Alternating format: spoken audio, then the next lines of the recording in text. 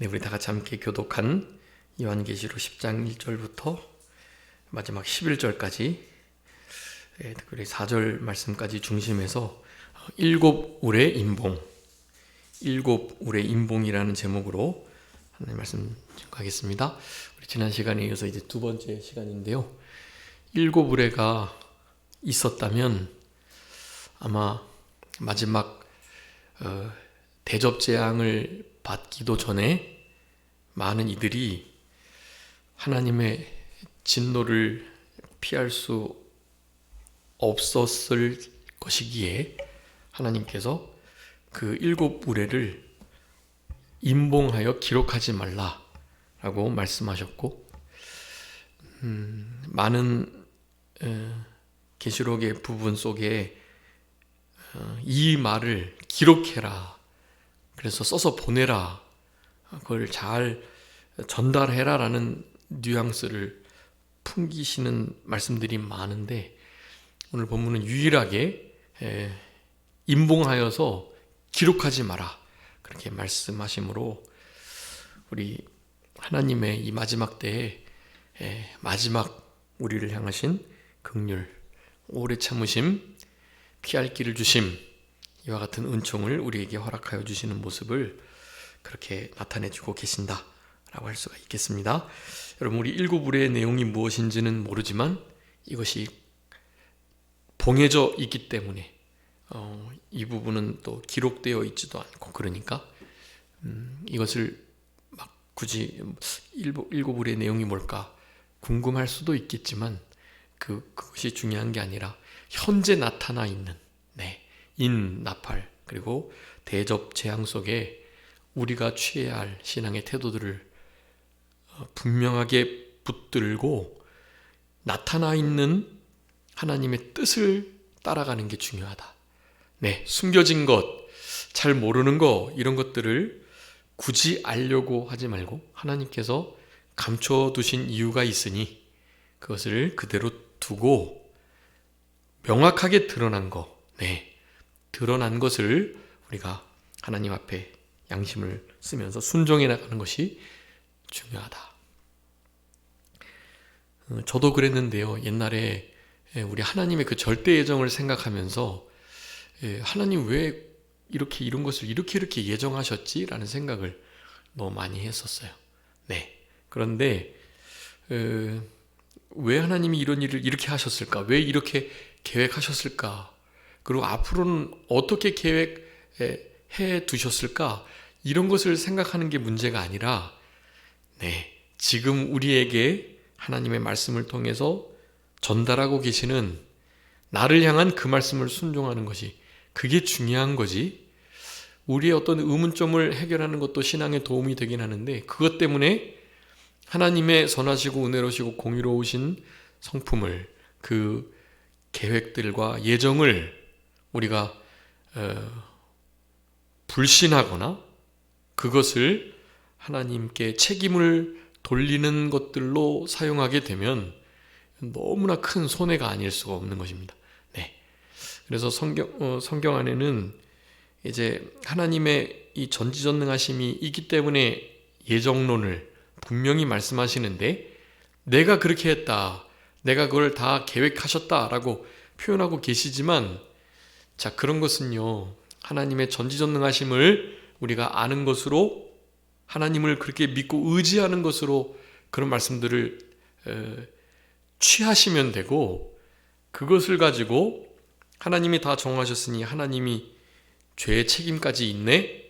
라고 말하면서 우리 하나님을 향한 죄의 창조자로, 죄를 그렇게 방관한 자로 생각하지 않으셔야 할 것입니다. 이게 중요해요. 자, 그래서 이 두 부분을 우리가 분명히 할 때 요긴한 단어가 있는데요. 여러분, 이것은 여기 이제 있다가 뒤에 4절에 기록하지 말라, 이 부분에다가 이렇게 써두세요. 자, 기록된 것, 그리고 기록되지 않은 것이 있다. 기록되지 않은 것 중에는 하나님의 영원하신 작정과 예정이 또한 있다. 그래서 그 기록 하지 말라 옆에다가 은밀의지라는 단어를 써주세요. 그리고 그 옆에다가는 이제 계시의지라는 단어를 써주시고요. 여러분, 계시의지와 은밀의지라는 이 단어 제가 몇 번 말씀드리긴 했는데 잘 이렇게 안 와닿으실 수 있는데, 우리가 살아가면서 하나님의 절대 예정과 우리의 자유의지가 부딪힐 때, 그리고 하나님이 이거 계획해 놓으셨으니까 우리가 굳이 우리가 힘을 쓰지 않아도 저절로 어차피 하나님의 뜻대로 될 거 괜찮은 거 아니야? 라는 생각이 들 때마다 꼭 은밀의지와 계시의지라는 이 단어를 생각해 내셔야 돼요. 네, 여러분, 하나님께서 우리에게 말씀하신 계시의지, 성경에서 이것 해라 이것 하라 하지 마라 하는 것, 우린 그것만 하면 돼요.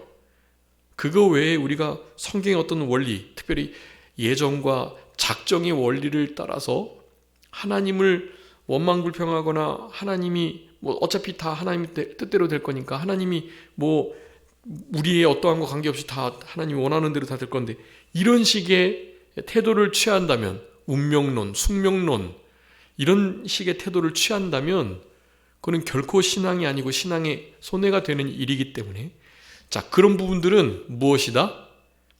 우리가 알 수도 없고 알 필요도 없는, 하나님께 속하여 하나님이 계획하고 알고 계시는 은밀의지. 네, 그 은밀의지 속에 속해 있는 거니까 우리는 그 은밀의지를 생각하면서 살아가는 존재들이 아니에요.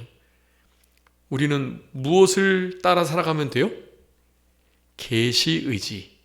네, 계시의지, 은밀의지 두 가지를 꼭 기억해 주세요. 자, 그래서 이 기록하지 말라 했으니까 기록하지 말라고 하시는 분명한 이유가 있어요. 그러니까 그 이유는 성경의 원리와 하나님의 성품을 따라서 생각해 보면 알 수 있는 거예요. 그 이유를. 당연히 하나님의 우리를 향하신 사랑입니다. 사랑으로 이것을 우리에게 알지 아니하도록, 모르도록 그렇게 하신 거다라는 생각을 하시면서요, 하나님의 은밀의지는 우리가 생각할 바가 아니요, 하나님이 우리에게 지금 하라고 하신 성경에 기록된 그거를 하면 된다.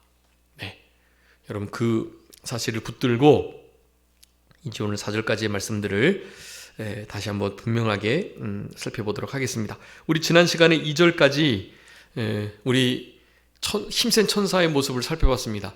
하나님의 일을 해나가는 우리 주님의 사명을 가지고 살아가는 이들은 주님의 모습과 닮는다.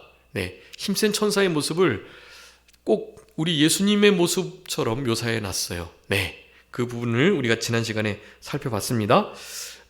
거기 구름을 입었다 그랬죠? 그거는 하나님의 무슨 말씀? 구름은 임재니까 임재 영광의 말씀. 네, 하나님의 임재하시는 영광의 말씀을 그렇게 표현한 거예요. 또 머리 위에 무지개가 있다는 건요, 무지개는 우리를 향하신 구원의 약속이시니까 구원의 그 영원한 약속의 말씀을 그렇게 뜻하고 계시는 것입니다. 그리고 그 얼굴은 해 같다고 말씀하셨고, 그 해는 당연히 하나님의 이것도 영광, 무지개와 해는 같이 빛을 비춰내는 것으로 영광의 모습과 말씀으로 생각하시면 돼요. 네, 마지막 그 발은요, 불기둥 같다 그랬죠. 불은 하나님의 말씀이고요. 네, 우리 하나님께서는 심판하시는, 전지전능하신 하나님의 심판의 말씀을 그렇게 표현을 하고 있었다. 네, 이런 예수님의 모습, 하나님의 이루고자 하시는 그 영원하신 그 말씀을 그렇게 보이는 예수님의 모습으로 우리에게 지금 전달해주고 계시는 것입니다. 여러분, 이 모습을 한번 상상해 보세요. 네, 상당히 두려운 모습입니다. 사실 불이 아주 활활 붙는 아주 이 주석과 같은 불기둥과 같은 발을 보면 얼마나 두렵겠어요. 근데 타지 않고 말이죠.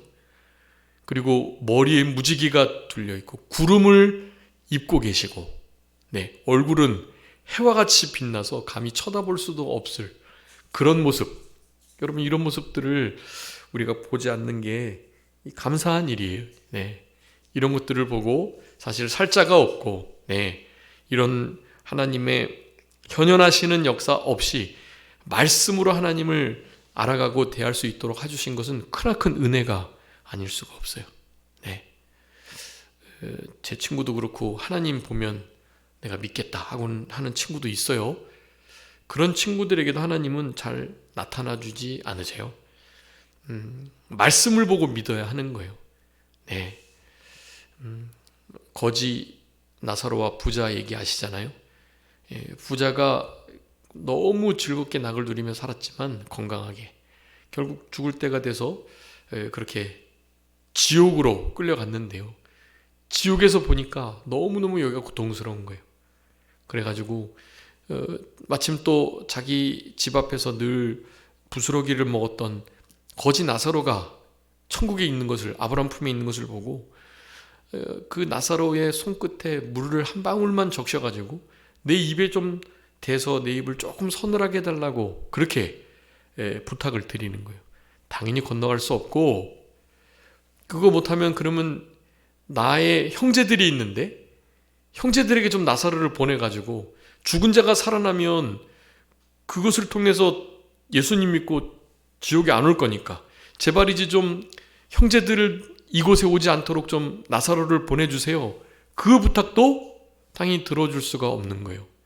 그러면서 그렇게 하나님이 말씀하세요. 나사로를, 부활한 자가 살아나가지고 예수님을 전하고 믿는, 그렇게 해서 될 일이 아니라 어떻게 해요? 기록된 하나님의 말씀, 율법과 선지자, 하나님의 말씀이 있으니까 그 말씀을 보고 믿음을 갖고 지옥에 오지 않으면 된다고 설명을 해주시는 거예요. 네, 여러분, 하나님이 충분히 그리하실 수 있지만 안 하시는 거예요. 말씀을 통해서 구원받기 이르도록 하시는 것이 하나님의 뜻이에요. 네, 그러니까 우리는 실제로 이런 무엇을 보려고 듣고 하려고 하지 마시고, 보여지는 게 없고 들려지는 것 없어도 세미한 음성으로 말씀하시는 우리 하나님의 이 기록된 성경 말씀을 통해서 신앙생활을 하는 것이 아주 중요하다고 할 수 있겠습니다. 그래서 예수님의 모습을 한 힘센 천사의 이 모습을 통한 영적인 교훈들을 우리가 그렇게 살펴봤습니다. 오늘 이제 3절에 보면 사자가 부르짖는 것 같이 큰 소리로 외쳤다라고 말씀해요. 그 힘센 천사가 계속해서 외치는 거예요. 여기 사자가 부르짖는 것 같이 큰 소리로 외쳤다라고 말을 해요. 그런데 그 소리가 들려지기를 단순히 사자의 표호하는 소리가 아니라 우레소리 같이 들렸다라고 표현을 하는 것입니다. 우레소리. 그 우레소리가 이 7 우레소리라는 표현을 이렇게 하고 있는데요. 그냥 우레가 아니라 7 우레가, 7이라는 단어 자체는 성경에서 하나님의 만수, 완전한 것을 뜻하니까 하나님의 이 뜻하신 바를 전달하고 그것이 이루어지는 것은 완벽하다는 뜻이기도 하고, 근데 그 우레소리는 성경 여러 곳에서 하나님의 준엄하신 뜻, 그리고 아주 긴박한 뜻, 그리고 곧 이루어질 뜻, 이런 것을 그 우레소리로 혹은 사자의 표효하는 소리로 그렇게 묘사를 하고 있습니다. 특별히 큰 소리라고 그것을 표현하고 있어요. 7 우레는 얼마나 큰 소리인지 알 수가 없어요. 그래서 여기에 보면 이것이 아주 중요한 그리고 임박한 그런 선포였다는 것을 말하고, 또 모든 권위와 권세를 가진 소리라는 의미이기도 하며, 결국 이것은 신적인 아주 온전하고 충만함과 그리고 아주 총체적인, 그러니까 여기 4가지의 소리의 특징을 말하고 있어요. 사자와 같은 소리, 특별히 사자가 뭐 웅얼웅얼 하는 게 아니라 부르짖는 소리, 그리고 7 우레와 같은 소리. 근데 그것이 어마어마하게 큰 소리로 퍼졌다는 것을 그렇게 4가지로 설명하고 있어요. 여러분, 그것이 제가 방금 말씀드렸던 이 하나님의 말씀에 얼마나 중요한지, 이것이 얼마나 임박한 건지, 그리고 얼마나 권세 있고 그리고 권위가 있는 말씀인지, 그리고 신적인 참된 충만함과 또 이 말씀이 반드시 충족되어 성취될 그런 말씀이라는 것을 요 4자와 같이 부르짖는 큰 소리로 7 우레가 말하는 것과 같은 소리라고 표현을 한 것입니다. 여러분, 우리가 하나님 말씀을 들을 때 딱 이렇게 들으셔야 해요. 어떻게 들어야 된다고요? 4자가 부르짖는 것과 같이 큰 소리로 들으셔야 해요. 마치 어떤 소리? 7 우레가 말을 하는 것과 같은 소리로 들으셔야 해요. 그 소리로 우리 사도 요한은 듣고 있는 것입니다. 우리 1장에서도 그랬죠. 우리 1장에 우리 사도 요한이 뒤에서 나는 무슨 소리요? 나팔 소리, 큰 나팔 소리를 들었다고 표현하고 있어요. 큰 음성, 나팔 소리 같은 큰 음성. 그 나팔 소리 자체가 어마어마하게 큰 음성으로 다가왔던 거예요.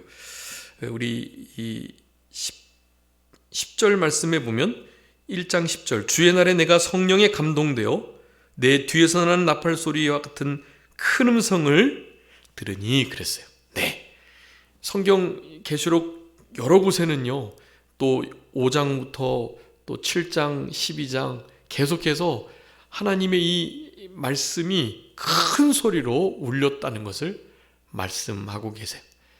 여러분, 지금 이 순간에도 하나님의 말씀이 우레소리와 같이 들려야 해요. 내 안에 하나님이 그렇게 감동하시지 않고 말씀하시지 않는다라는 것은 지금 내가 심령의 병이 들었구나 라고 생각을 하셔야 해요. 네, 이 말씀이 아무런 상관없는 말씀, 수요일날 별로 예배 드리기 싫은데 수요일까지 예배를 드려야 하나 하는 마음을 가지고 예배하면서 그렇게 말씀을, 따분한 말씀, 계시록 계속 이렇게 같은 본문 하면서 듣는 이 말씀, 별로 내 영혼에 아무런 소득이 없는 것처럼 느껴지는 이런 말씀들, 여러분, 이런 말씀들을 4자가 부르짖는 것과 같은 큰 소리로 7 우레가 말하는 것처럼 들으시는 그런 은혜가 있으셔야만 합니다. 우리의 마음이 깨끗하고, 우리 지난 주일 오전에 오전 오후 말씀드렸던 것처럼 우리 주님 앞에 지혜를 구하시면서 그렇게 믿음을, 행함 있는 믿음을 실제로 쓰시면서 말이죠. 네, 하나님을 순복하면서, 성결하면서, 겸손하면서 그렇게 죄를 회개하고 철저히 하나님 앞에 하나님을 바라보고 살아가시면, 여러분, 그러면 이런 말소리가, 이런 설교의 말이, 이런 예배의 말씀 선포되는 이 소리들이 그렇게 들리는 거예요. 4자의 부르짖음과 같이 큰 소리로 내 심령을 울리는 우레와 같은 말씀으로 들려지게 되는 것입니다. 여기 근데 우리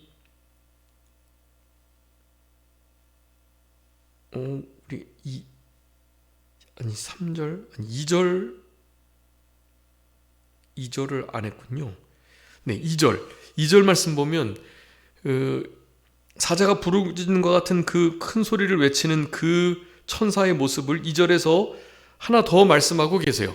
자, 2절 제가 읽겠습니다. 그 손에 펴놓인 작은 두루마리가 있었다.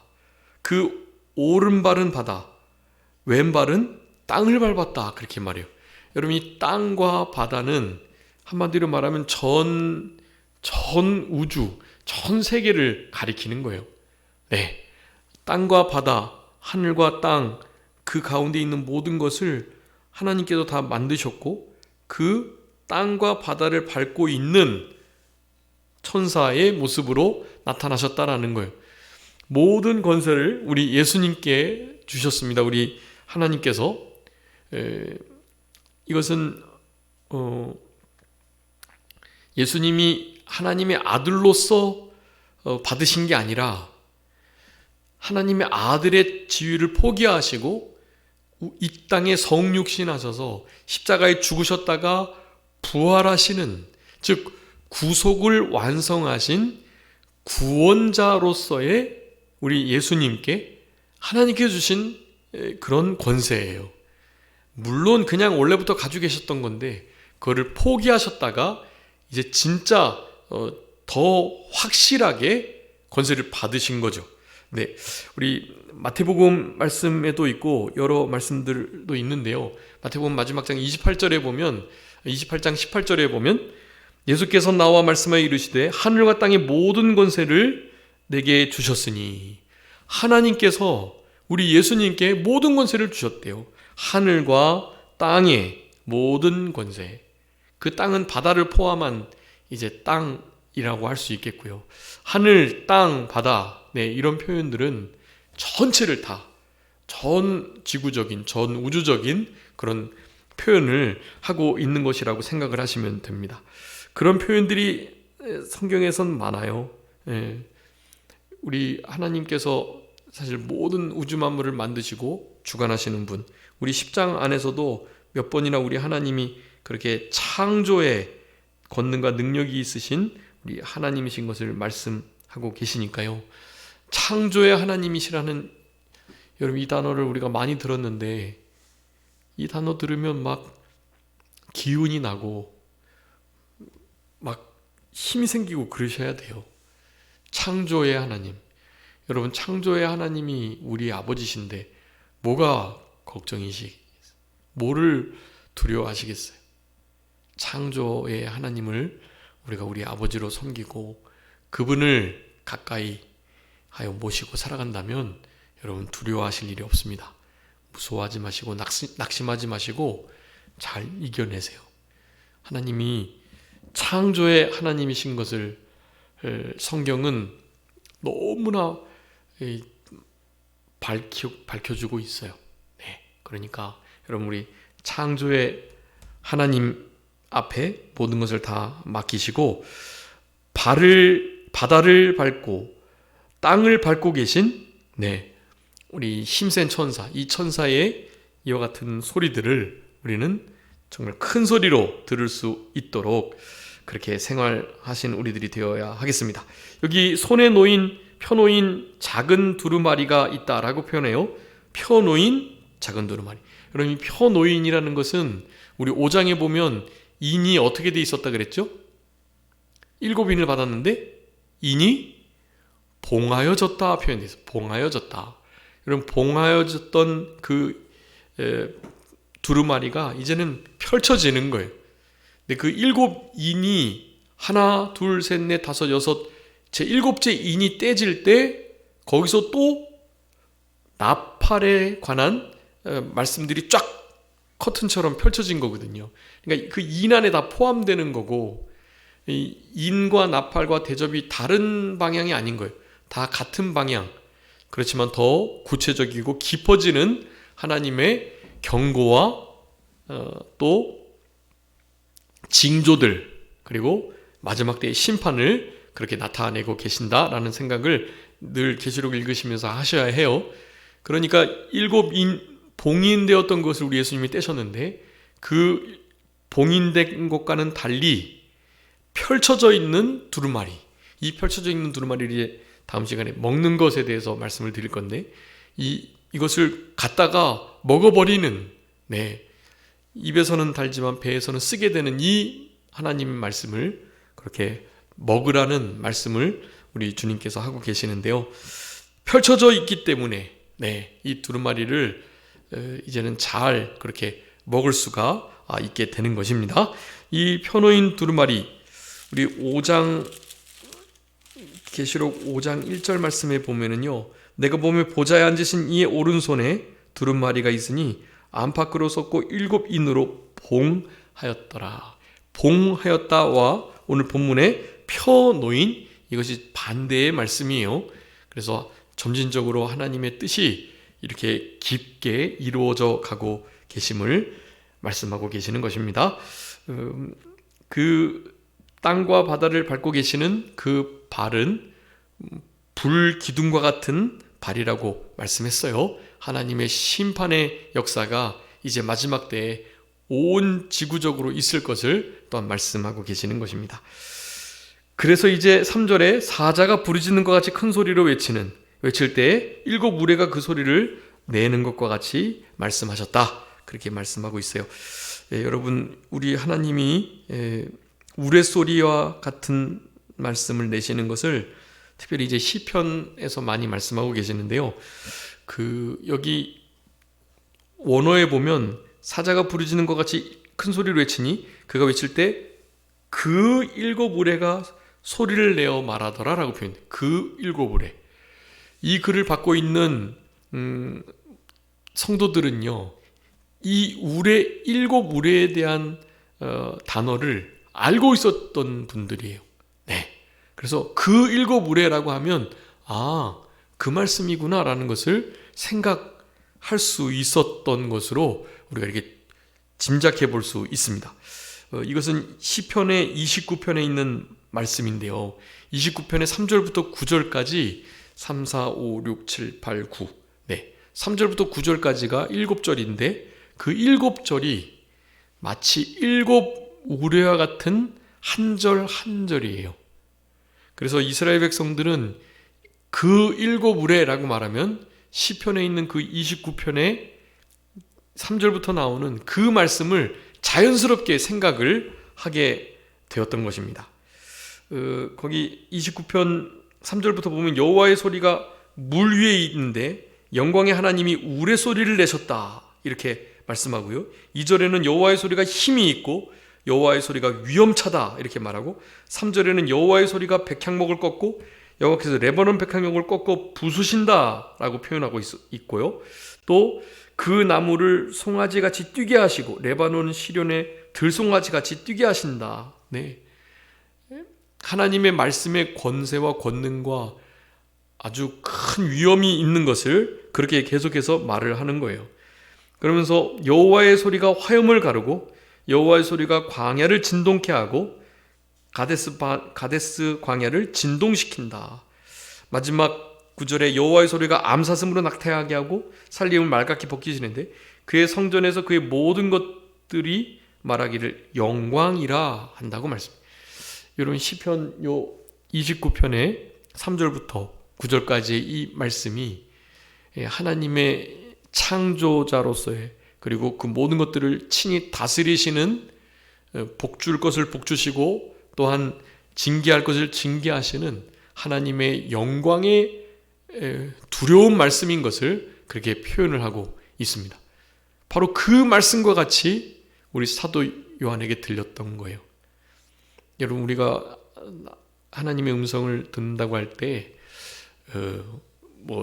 이거 해라 저거 해라 어디로 가라 그거 하지 마라 이런 식의 음성을 구하시면 안 돼요. 하나님의 음성이 크게 울려 퍼진다는 것은 어떤 의미냐? 이런 말씀, 그 7 우레 소리, 그러니까 우리가 전에 들었던 말씀, 전에 깨달았던 말씀, 그런 말씀들이 기억되고 생각난다라는 뜻이. 네. 여러분, 그런 것을 하나님 앞에 음성 들으시려고 하셔야 해요. 다른 육신의 음성을 들으시려고 하는 것이 아닌, 그렇습니다. 사자의 부르짖는, 네, 우리 여러 말씀이 있는데 호세아 11장 10절에 그들은 사자처럼 소리를 내시는 여호와를 따를 것이다 그렇게 말씀하고 있습니다. 예레미야 25장에는 포효하신다. 네, 포효는 이제 동물의 큰 상위 포식자의 큰 울음소리를 포효라고 하죠. 사자의 울음소리는 마찬가지예요. 요엘 3장에서는 부르짖는다라는 표현 쓰시고, 우리 아모스 3장 8절에도 사자가 부르짖은즉 누가 두려워하지 않겠느냐.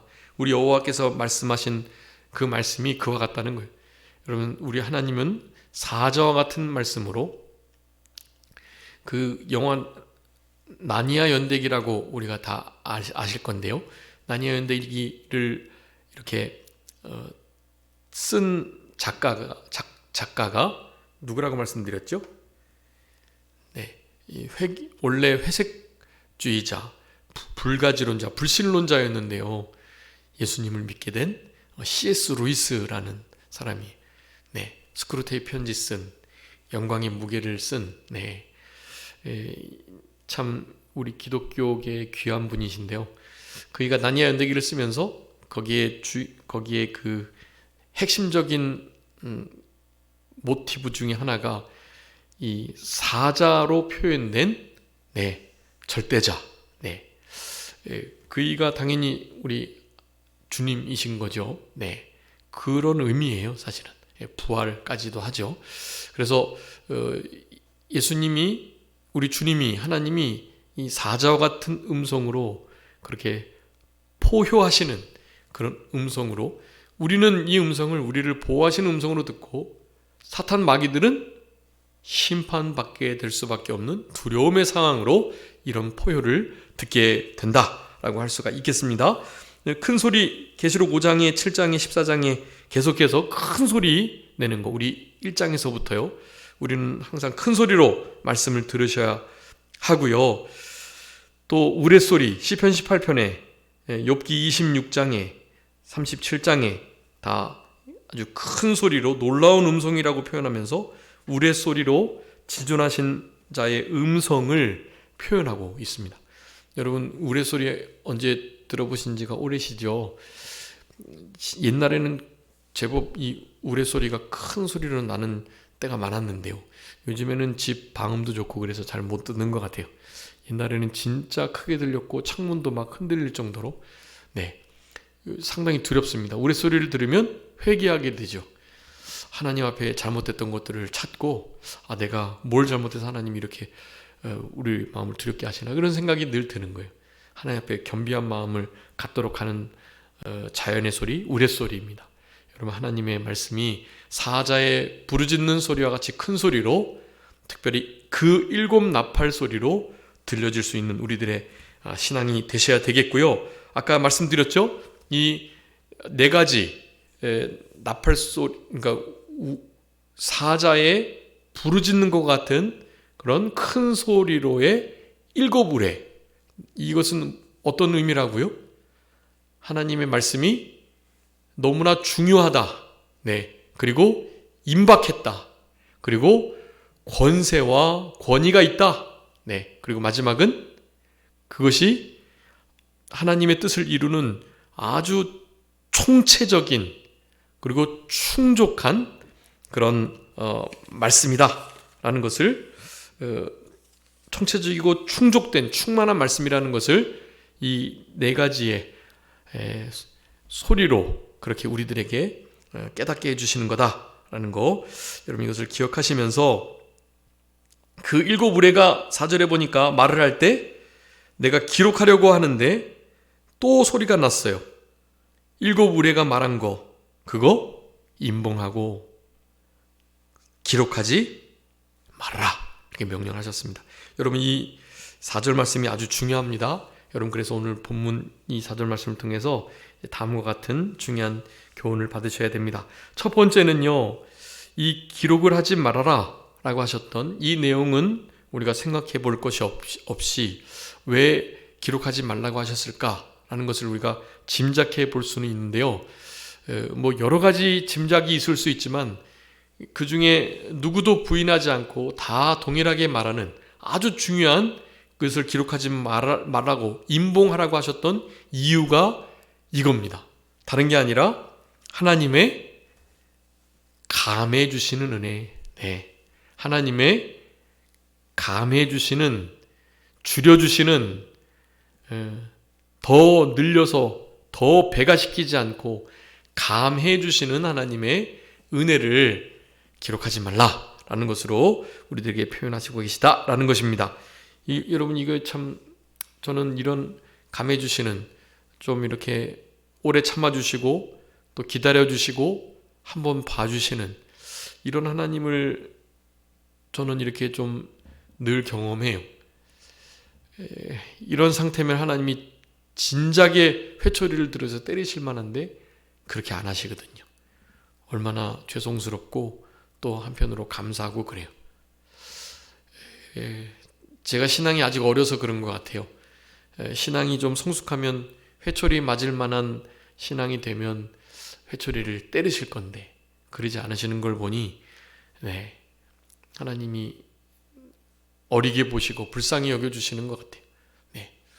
여러분, 그런데 우리의 삶 속에서도 그런 여러분을 향한 하나님의 이런 은혜가 있으실 줄 알아요. 오래 참으여 주시고 피할 길을 주시고 긍휼히 여겨주시는 분. 여러분, 우리 잘 아는 말씀 마태복음 24장 22절, 그날을 감하지 아니할 것이면 모든 육체가 구원을 얻지 못할 것이나 그러나 택하신 자를 위하여 그날을 감하시리라. 택하신 자를 보호하시고 도우시고 위로하시려고 그날을 감해 주셨다. 그래서 그 일곱 무리와 같은 이 크나큰 징계를 피하게 해주신 거예요. 감사하지 않을 수가 없습니다. 여기 베드로후서 3장 9절에 보면은요, 주의 약속은 어떤 이들의 더디다고 생각하는 것 같이 더딘 것이 아니고 오직 주께서 너희에 대하여 오래 참으사 아무도 멸망하지 않고 다 회개하기에 이르기를 원하느니라. 하나님이 다 회개하기를 원하셔서 이 때를 감해 주신 것이다 라고 분명히 말씀하고 계시는 것을 우리는 알아야만 합니다. 6절에서도 지체하지 않겠다라고 말씀하셨죠. 지체하지 않아요. 우리 하나님의 뜻은. 여러분, 하나님의 지체하지 않으시는, 반드시 모든 것을 성취하시는 하나님 때에 맞게, 그렇지만 우리를 향하여 늘 오래 참으시는 이 역사가 다 회개하기에 이르기를 원하시는 하나님의 성품으로 인하여 지금 우리들에게 이런 우레를 감해 주시는 것이다 라고 우리가 생각할 때 감사드려야만 하는 것이에요. 베드로후서 3장 15절에도 말씀하고 있죠. 우리는 주의 오래 참으심이 구원이 될 줄로 우리는 여겨야 된다 라고 말해요. 주님의 오래 참으심은 구원이 되는 거예요. 우리가 잘해서가 아니라 주님이 감해 주시고 참아 주시면 그것이 바로 구원이다 라는 거예요. 여러분, 구원을 얻은 것에 대해서 감사하면서 살아가는 우리들이 되어야 되겠고, 멸하기로 준비된 진노의 그릇을 오래 참으심으로 관용하시는 것, 영광 받기로 예배하신 바 긍휼의 그릇에 대하여 영광의 풍성을 알게 하시는 것, 우리는 그저 감사해야만 하는 것이 로마서 9장 22절 23절에 있는 말씀이었는데요. 멸하기로 준비된 진노의 그릇들조차도 오래 참아주셔가지고 관용하시는 우리 주님이시다라는 거예요. 마지막 고린도전서 10장 13절에 보면 우리가 감당할 시험밖에는 당한 것이 없는데 하나님은 미쁘시기 때문에 우리가 감당치 못할 시험당함을 허락지 아니하신다. 또한 시험당할 즈음에 피할 길까지 또한 주셔가지고 우리로 그 모든 어려움들을 능히 넉넉히 감당하도록 하시는 분이시다라는 것을 말씀합니다. 이거 임봉하고 기록하지 마라 하셨던 이 말씀은 하나님의 이러한 우리를 향하신 감해 주신 은혜를 나타내 주시는 것이다. 그러면서 여러분, 우리 아까 서두에 말씀드렸던 것처럼 기록되지 않은 부분은 여러분 생각하지 않으셔야 해요. 하나님께서 더 이상 기록해 두지 않은 것은 다 이유가 있으니까. 그 기록되지 않은 부분은 하나님의 은밀 의지로 하나님께 속하도록 맡겨두시고, 우리는 기록된 무슨 의지요? 계시 의지, 그 계시 의지를 준행하며 살아갈 수 있는 우리들이 되어야 되겠습니다. 우리 마지막 신명기 29장, 우리 29절 다 같이 한번 읽고, 여러분 이거 아주 중요한 말씀이니까 그 옆에다가 좀 써주세요. 아까 기록하지 말라 한 그 옆에다가요, 계시 의지, 은밀 의지 쓰신 다음에 거기 신명기 29장 29절 써주시기 바랍니다. 우리 다 같이 합독하시겠습니다. 신명기 29장 29절 시작. 감추어진 일은 우리 하나님 여호와께 속하였거니와 나타난 일은 영원히 우리와 우리 자손에게 속하였나니 이는 우리에게 이 율법의 모든 말씀을 행하게 하심이니라. 아멘. 여러분 이 신명기 2929 신 2929 신명기 29장 29절 여러분 잘 기억해 주세요. 하나님께 뭐가 속해 있다고요? 감추어진 일. 이 은밀의지라는 거예요. 하나님이 감춰두신 이유가 있어요. 일곱울에 임봉하시고 기록하지 않으신 이유가 있다고요. 표면적으로는 오래 참아주시는 거예요. 피할 길을 주시는 거예요. 그 환난의 때를 감해주시는 거예요. 감해주시는 은혜죠. 그런데 영적으로 우리는 생각하지 못하지만 하나님이 감추어 주신 모든 것들은 하나님께 속한 일이기 때문에 그리 하신다는 거예요. 반면 어떻게 해요? 나타난 일은 누구에게요? 우리와 우리 자손에게 속해 있다. 감춰진 것은 은밀의지예요. 또 나타난 것은요? 계시의지예요. 우리는 계시의지를 통해서 우리와 우리 자손들이 그 계시의지를 어떻게 해요? 여기 29절 마지막에 보니까 이 율법의 모든 말씀을 행하도록 그 계시의지를 순종하도록 하시기 위해서 감출 것은 하나님께 속한 것으로 두시고 감춰두시고 나타난 것 계시의지를 잘 준행하도록 우리를 독려하시고 권면하시고 권고하시는 하나님이시다라는 거예요. 여러분 이 마지막 때는 이 권고하는 시기입니다. 사실 하나님의 이런 권고가 우리에게 임할 때 이 기회가 마지막인 줄 알고 이런 기회를 잘 잡고 하나님 말씀을 준행하는 삶을 잘 살아내실 수 있는 우리 모두가 되었으면 좋겠습니다. 자, 기도하겠습니다. 살아계신 우리 아버지 하나님 감사합니다.